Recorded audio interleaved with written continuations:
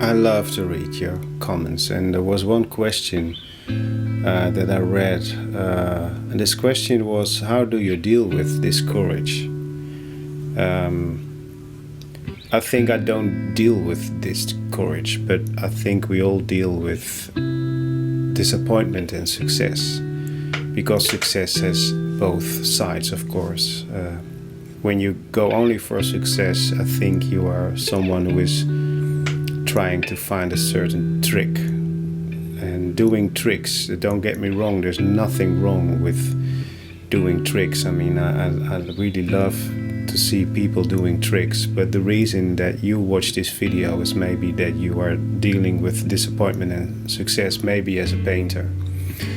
So I think I read this question different. I read how to deal with disappointment and success, and maybe the answer is quite simple. I think I start every day at 9 o'clock and I work until 6 p.m. and I try to start immediately in the morning, so then the thinking process didn't get any opportunity yet to get between me and the painting. And then at 6 p.m. Maybe I have been dealing with disappointments and success. Certainly when I try a new subject, I have to check out a lot, and then there are disappointments. You don't learn, I think, without disappointment. Well, maybe you should see it as a birthday party, as a child. When you are a child and you have your birthday party, and you know you will get presents, and then after 1 or 2 hours you start crying because you didn't get any present yet. This is going to be a horrible and awful birthday party. And with painting, the whole day is the same. You will get your present when you just continue and you paint and you show patience and you are able to be kind to yourself. You will get presents, but don't be disappointed after 1 or 2 hours, because that maybe means that you are working with an expectation. And I spoke about this in the previous video. And a present is a surprise, so you don't know what you will get. And I think that's one of the most beautiful things in making art. So, and the more you paint, the more I paint actually, the more presents I get, and the more feeling of success and the less disappointments I get. I think I'm honest saying that. So if you have the time and you want to paint and you want to feel more success and disappointment, then I would say plan the whole day for your painting process. And try to find out what you have to do and how you have to paint. Don't copy other painters. Of course, there is something in us that's saying that we would love to make art that other artists that we are admiring are able to make, but that's copying, and then you are again working with an expectation, and you will be disappointed because you can't make the paintings that someone else is making. You are better in what you are able to make, and let the other artists make what they make. They are very good in their art, and you are better in making your art, not in copying. And don't forget that enjoying the painting process is maybe the most important. So when you really enjoy this birthday party, I mean, just sitting or standing behind a work table and play the game with a brush, paper and color is not a bad job. And when you enjoy doing this, and you made a good painting, then people will feel this, will see this through this painting. No doubt. I'm very sure about that. But nobody can tell you how to do this. I think making art is not that different from living your life. Nobody told you in the beginning how you should live your life. It changes every day. Time is changing. People are changing. And with making art, it's the same. I can't say when I made my best painting so far, because I am changing. And my subjects are changing. So I'm trying to anticipate daily and make different art that comes closer to my reality and what I want to show. So I use the word game, and I think maybe it's a game too. And fortunately enough, it's not a game to win or to lose. I don't think there are losers and winners in art.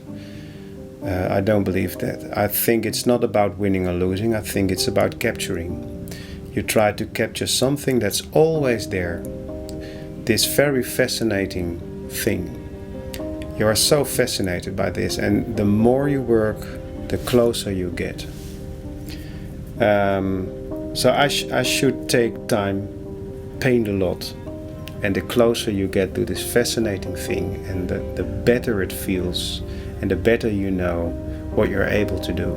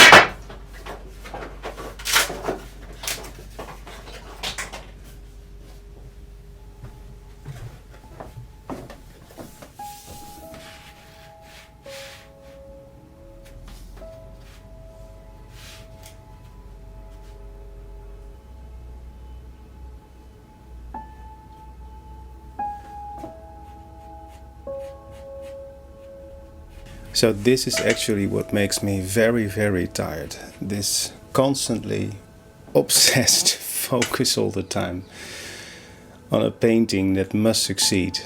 And I was wondering today if I could tell you why this painting wasn't finished yet. I was wondering if there is a rule for it, for a finished painting. And I'm sure there are rules, there are lots of rules. But as you maybe already noticed, I don't use any rules. I think they don't make sense. Actually, they are easy, but this is my 27th video. And I think I haven't spoken about any rule yet. I think you know everything when you really concentrate on what you want to make and you take the time to let it be there. Sounds easy, and I think it is easy. And when it's too difficult, maybe you choose the wrong subject. Like I did for this large commissioned painting of the white office building. Maybe it is a wrong subject. It looked very nice in a small sketch, but on a large size it was very hard to show it in an interesting watercolor painting. But when did I get the feeling that it was finished? I think I feel it when I feel that I can stop without the feeling that I give up. Sounds like a rule. But I think that's an important feeling. So when you feel you give up, why should you give up?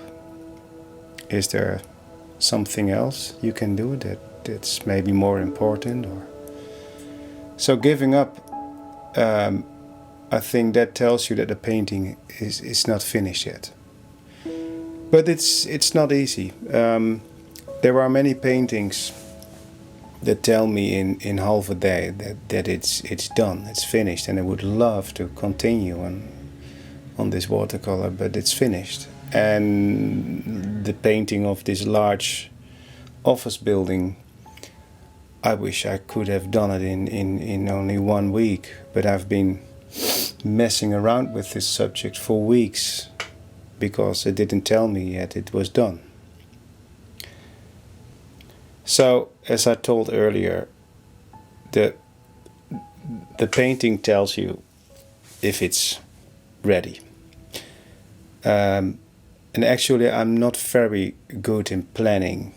For my work here, for my job, maybe that's a good thing that I'm not very good in planning, because when you plan your work very straight, it will be hard as an artist. When you want to make real art, I think you have to wait until the painting tells you it's finished and you can start a new one. So, for those who are wondering when the painting is finished, I hope this helps. And sure, you can find rules in books and tutorials and videos. And maybe that works for you, but I think for me, I find rules so interesting, but when I'm at work, I forget them totally. Thank you for watching, and it's time for weekend. See you next week.